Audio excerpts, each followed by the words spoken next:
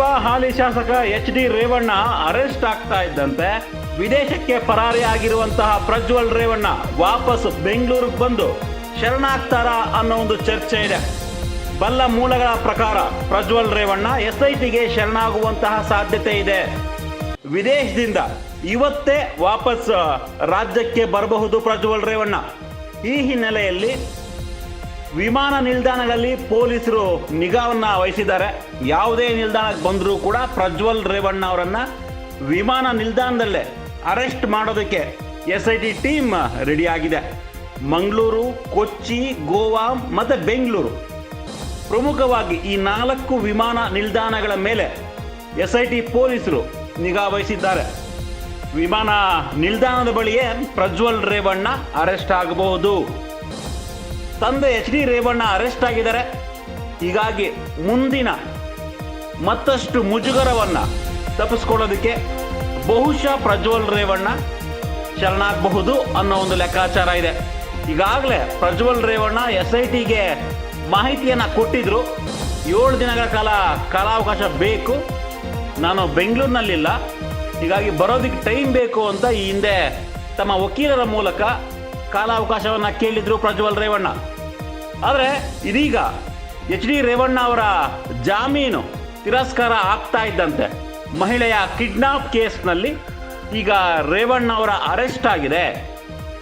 ಮತ್ತಷ್ಟು ಗಂಭೀರ ಸ್ವರೂಪವನ್ನು ಪಡಿಬಹುದು ಈ ಒಂದು ಪ್ರಕರಣ. ಪ್ರಜ್ವಲ್ ರೇವಣ್ಣ ಹೀಗಾಗಿ ವಾಪಸ್ ಬಂದು ಶರಣಾಗತಿಯನ್ನ ಎಸ್ಐಟಿ ಮುಂದೆ ಪ್ರಜ್ವಲ್ ರೇವಣ್ಣ ಸರೆಂಡರ್ ಆಗ್ತಾರೆ ಅನ್ನೋ ಒಂದು ಮಾಹಿತಿ ಬರ್ತಾ ಇದೆ. ನೋಡೋಣ, ಯಾವುದೇ ಕ್ಷಣದಲ್ಲೂ ಪ್ರಜ್ವಲ್ ರೇವಣ್ಣ ವಾಪಸ್ ಬರಬಹುದು, ಎಸ್ಐಟಿ ಟೀಮ್ ಅರೆಸ್ಟ್ ಮಾಡಬಹುದು ಅನ್ನೋ ಒಂದು ಚರ್ಚೆ ಆಗ್ತಾ ಇದೆ.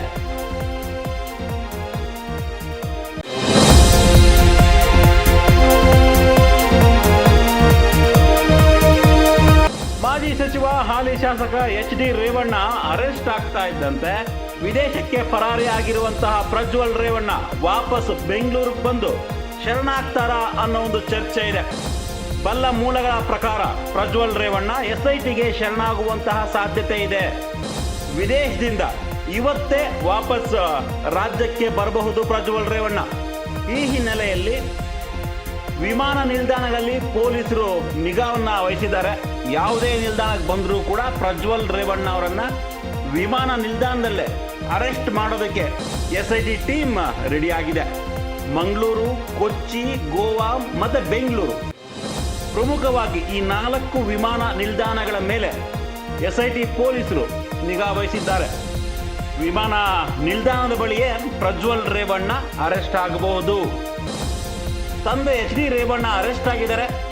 ಹೀಗಾಗಿ ಮುಂದಿನ ಮತ್ತಷ್ಟು ಮುಜುಗರವನ್ನ ತಪ್ಪಿಸ್ಕೊಳ್ಳೋದಕ್ಕೆ ಬಹುಶಃ ಪ್ರಜ್ವಲ್ ರೇವಣ್ಣ ಶರಣಾಗಬಹುದು ಅನ್ನೋ ಒಂದು ಲೆಕ್ಕಾಚಾರ ಇದೆ. ಈಗಾಗಲೇ ಪ್ರಜ್ವಲ್ ರೇವಣ್ಣ ಎಸ್ಐಟಿಗೆ ಮಾಹಿತಿಯನ್ನು ಕೊಟ್ಟಿದ್ರು.